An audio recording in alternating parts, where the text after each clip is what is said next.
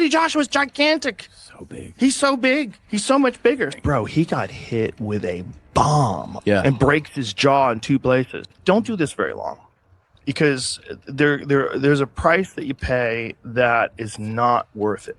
Yeah, that's it.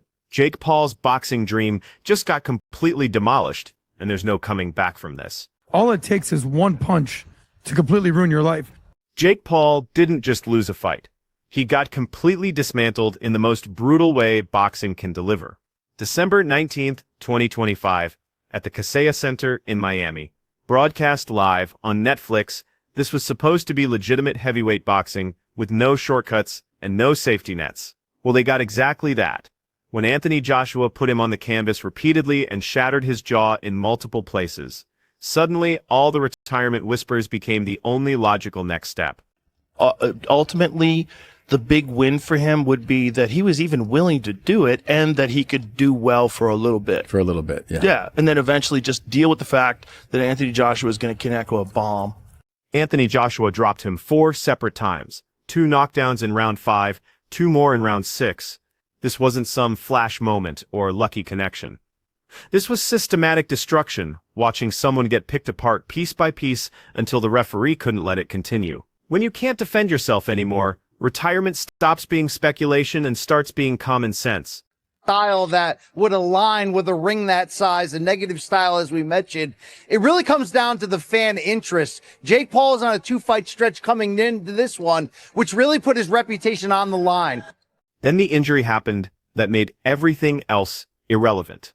Double jaw fracture, broken on both sides. Straight to the hospital, no media obligations because speaking was physically impossible. Surgery, liquid meals, jaw wiring, the whole nightmare. At that point, you're not talking about pride or career plans anymore. You're talking about medical reality. 28 years old, 29 next month.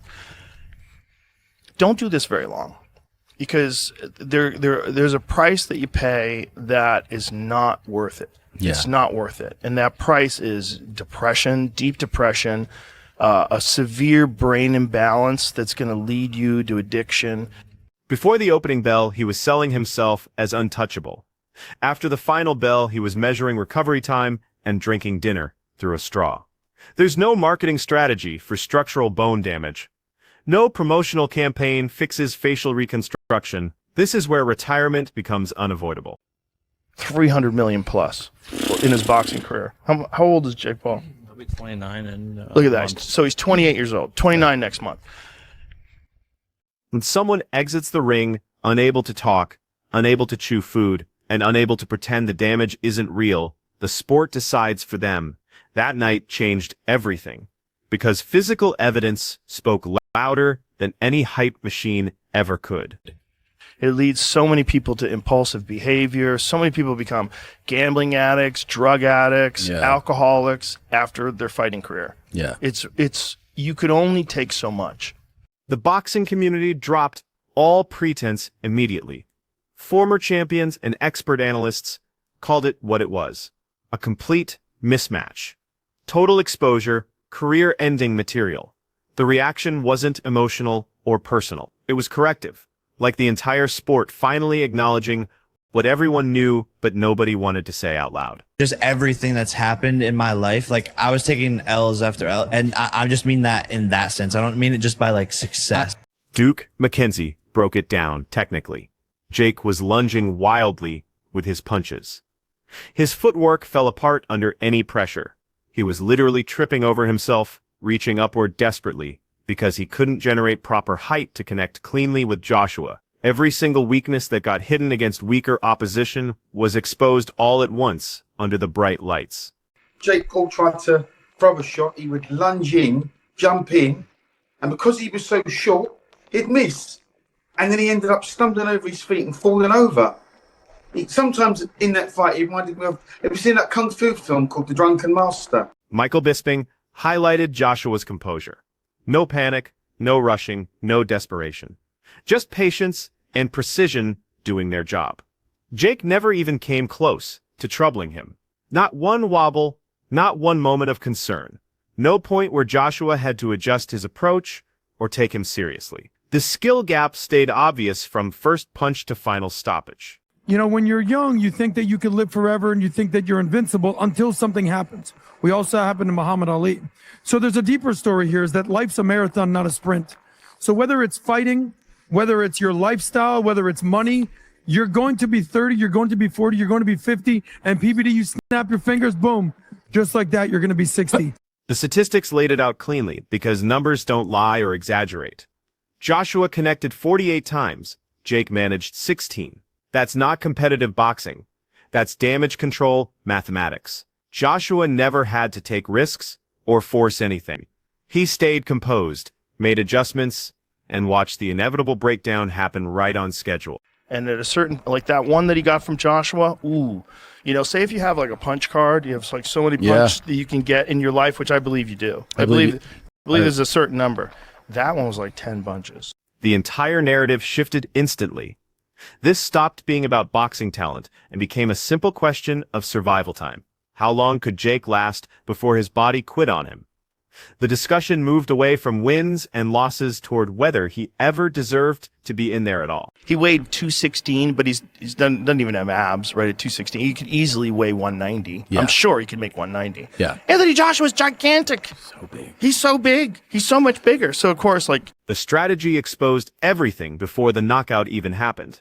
Massive 22-foot ring, constant retreating, running straight backward instead of proper lateral movement. This wasn't ring generalship. This was organized retreat with boxing gloves. Clinching became the primary tactic. Wrestling moves inside a boxing match. Grabbing, leaning, falling into the referee for protection. Experts didn't call it smart. They called it desperate. You only clinch that much when you're completely outclassed and buying time, not when you're executing a confident game plan. If he wasn't a YouTuber, people would be way more impressed with him. There was zero attempt at winning rounds. No sustained offense, no pressure sequences, everything designed around one simple goal: survive the punishment, make it to the final bell, try to look respectable. The visual was devastating. A heavyweight championship fight reduced to elaborate damage avoidance theater. Commentators were openly laughing because the alternative was too uncomfortable. This was someone running from reality, not chasing victory. The consensus formed quickly and stuck. This confirmed what everyone already knew. Jake understood he couldn't win. He was there to endure, collect payment, and escape with minimal damage. Even that plan failed completely. There's a clip of you on the ground after hitting you say, wow. Can someone start posting content? Joe Rogan cut through all the diplomatic language and said exactly what needed saying. He called it a devastating reality check and told Jake Paul to walk away from boxing. Not eventually. Not after another payday. Right now. Rogan wasn't speaking as some internet hater or casual observer. He was speaking as someone who's watched fighters pay the price for accumulated damage decades down the road. They put your teeth back in when they pop out like that, or are they gone forever? I don't know. But this shit's wired shut for like 6 weeks now. He described cumulative brain trauma like a countdown timer, because that's exactly what it is. Every concussion builds on the last one.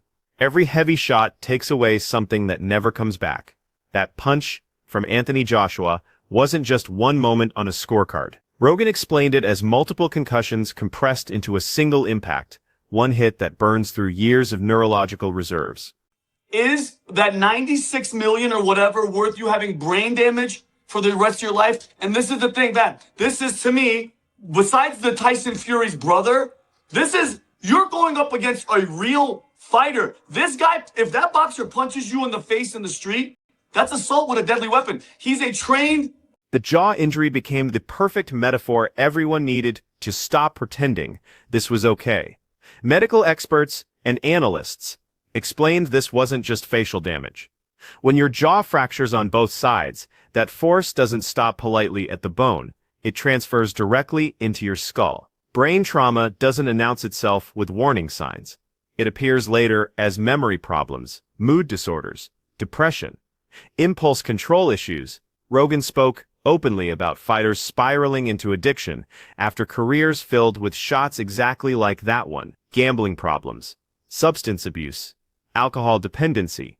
He said no paycheck justifies that future. In his lower jaw. Oh, you can show. Look, Here, science. So science is right there and there. Psychologists and behavioral experts took it even deeper, and their analysis was disturbing to watch. They studied Jake's final moments in that ring. The facial expressions, the body language, the hesitation, they identified genuine fear, complete exhaustion, and total helplessness. Not manufactured drama fear, real threat recognition. The kind where your body understands it's completely outmatched before your brain processes what's happening. They discussed how trapped he appeared, how his movements stopped being strategic and became purely instinctive. That wasn't tactical anymore. That was panic response. But whatever it is, it's not enough. It's not enough. Yeah. Because in so many of his fights, like the Nate Diaz fight, he gets tired in the later rounds. In the beginning, look. Throughout all the analysis, the same conclusion kept surfacing. Money doesn't reverse brain damage. Jaw reconstruction doesn't restore your memory. A massive paycheck doesn't rebuild damaged neurons. Rogan said what everyone was thinking. This is how boxing careers end tragically, when people ignore obvious warning signs. While medical experts discussed long-term health, social media went completely unhinged. The mood changed instantly. Shock became celebration, relief became mockery. Memes dominated every timeline. Video clips played on infinite repeat. People weren't just reacting to a boxing loss. They were reacting to years of manufactured hype finally meeting basic physics. Like, that's a killer. This is a weapon. So is it worth the money? I don't think any money is worth, Pat. The brain, like we talked about this when I first came to VT. Jake Paul, the fighter, disappeared. Jake Paul, the entertainer, stepped forward. Content creator, showman, viral marketing machine. Analysts acknowledged he promotes spectacle better than he demonstrates skill. That might have been manageable if he owned that role. What made it insufferable was pretending the spectacle represented actual victory. The puncher's chance argument got destroyed publicly. Analysts called it complete fantasy. You don't puncher's chance an Olympic heavyweight champion, who sees everything coming from miles away. That logic works in neighborhood disputes and amateur dreams, not professional boxing rings. Against someone like Anthony Joshua, size advantages, timing, and experience eliminate miracle scenarios immediately. Less than a decade, he has had no real professional opponents other than Tommy Fury that were legitimate world-class boxers. As retirement speculation increased, Jake's own communication made everything worse. One day, he joked about fighting again within weeks. The next day, he was posting surgery updates, liquid nutrition, physical stiffness, constant pain, jaw hardware. The messaging contradiction was impossible to ignore. You cannot sell invincibility while documenting recovery timelines. Industry analysts started predicting what everyone already understood. This isn't a brief hiatus. This is an extended break at minimum and quiet retirement at maximum. The injury alone requires months. The complete lack of credible opponents requires even longer. There's no obvious pathway back to legitimacy after that level of destruction. Combined with that severity of damage behind the public relations, the business conversation gets much harsher. Sponsors evaluate risk factors. Streaming platforms consider liability issues. Broadcast networks study medical reports instead of pay-per-view potential. The entertainment value disappears when your product starts looking fragile and unpredictable in dangerous ways.